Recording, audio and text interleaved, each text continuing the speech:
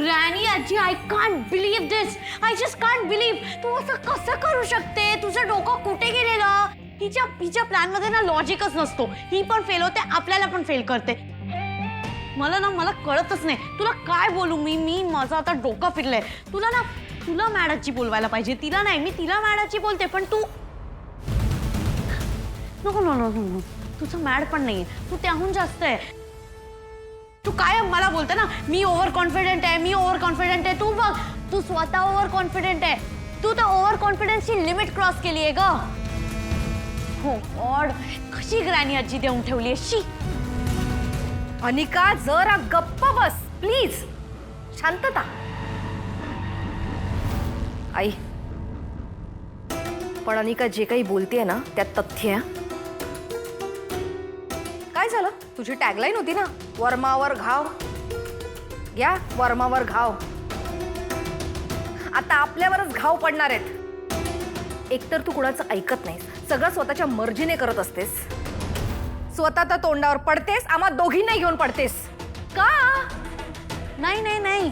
यावेळेस जर पोलीस इन्व्हेस्टिगेशनला आली ना मग मी हिचंच नाव देणार आहे. मी ग्रॅनी आजीलाच पुढे करणार आहे. मी हात वरती करणार आहे. Because this is not my plan. आणि तू पॅक करून दे. कारण की तू तर 101% जेलमध्ये जाणार आहे. तुझी मॉम आहे ना ती. मी का अडकणार? माझा काय संबंध?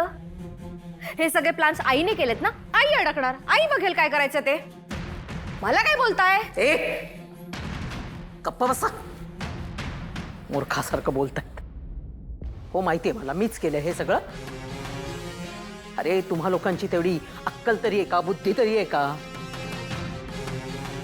आपण आता त्या वॉर्डबॉयनेस मध्ये माती खाल्ली तर त्याला मी तरी काय करणार आहे.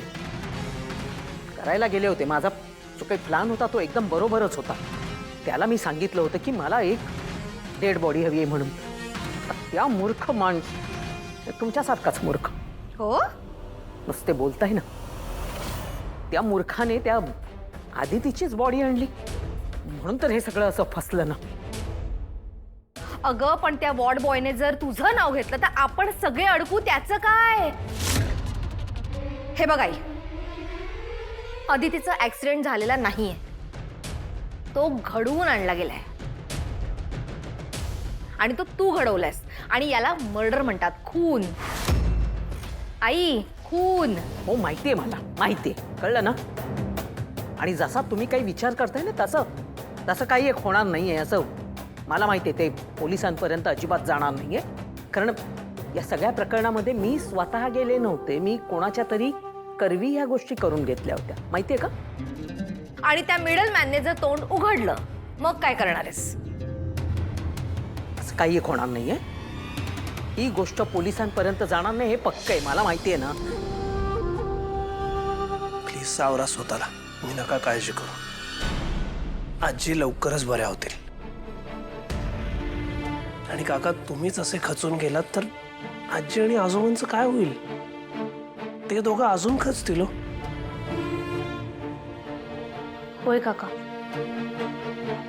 प्लीज तुम्ही सांभाळा स्वतःला. आणि तुम्ही नका काळजी करू. आम्ही आहे की. आपल्या आजींना आपण पहिल्यासारखं करू. जावा तुम्ही तुमच्या खोलीत जाऊन आता आराम करा.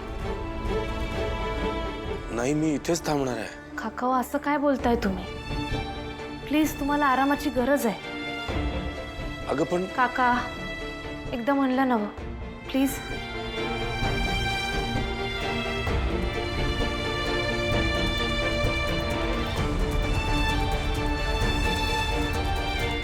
ऋषी सर, तुम्ही बी आता या. तुमची बी कामं राहिली असतील. मला कळव काही लागलं तर.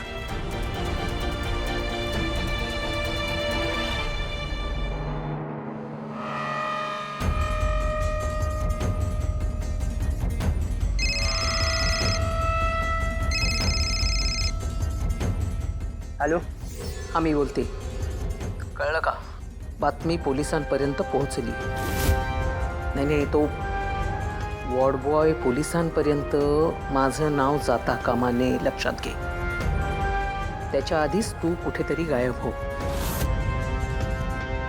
आणि बघ, चुकून जर का माझं नाव याच्यामध्ये आलं तर मी काय करेन तुला माहिती आहे. पैशाने सगळी कामं होतात, कळलं? तुझ्याच माणसांना तुझीच सुपारी दे आणि तुझीच माणसं तुझा गळा कापतील, कळलं? आणि नाही नाही नाही, आणखी नाही, तू जर त्यांच्यापासून निष्ठायचा जर प्रयत्न केलास ना तर तुझ्या बायका मुलांना सुद्धा संपवतील. माहिती आहे ना कोणाशी बोलतोयस तू? काहीही करू शकते मी. हो मॅडम, मी कोणाला काही सांगत नाही, मी लगेच गायब होतो. हा, सांगितलंय तेवढं कर.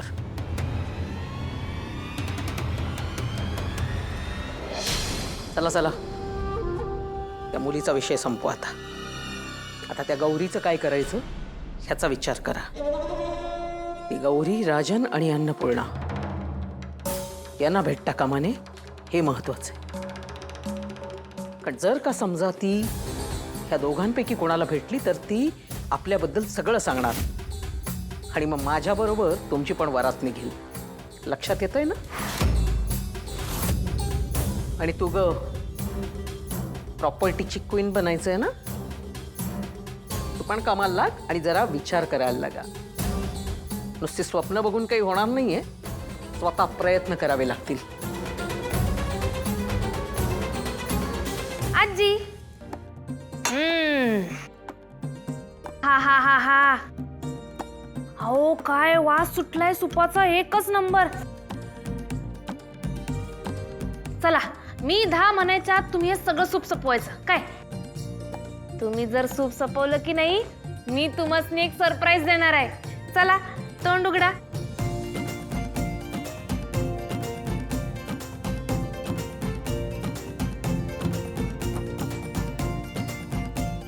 आजी, अहो असं काय करताय तुम्ही? आता अजिबात कसलंच टेन्शन घ्यायचं नाही, अजिबात कसला विचार करायचा नाही. मी तुम्हाला म्हणलं होतं की नाही, तुम्ही जसा विचार करताय तशी सेम टू सेम असणार आहे तुमची नात. एकदम हुशार, कुणाला बी न घाबरणारी तुमच्यासारखी धडाकेबाज, पण थोडीशी अल्लड. आजी, अहो जसं तुम्हाला तिला भेटायची आस लागून राहिले की नाही, तसंच तिला बी वाटत असणार की नाही माझ्या आजीला भेटावं, तिच्या संग लई गप्पा माराव्या, भेटल्यावर घट्ट मिठी मारावी, तुमची आणि आजोबांची सेवा करावी, तुमच्याकडनं नवीन नवीन रेसिपी शिकाव्या, आणि हे घर कसं हसत खेळत राहील या सगळ्याचा विचार करत असेल की नाही ती? होय की नाही?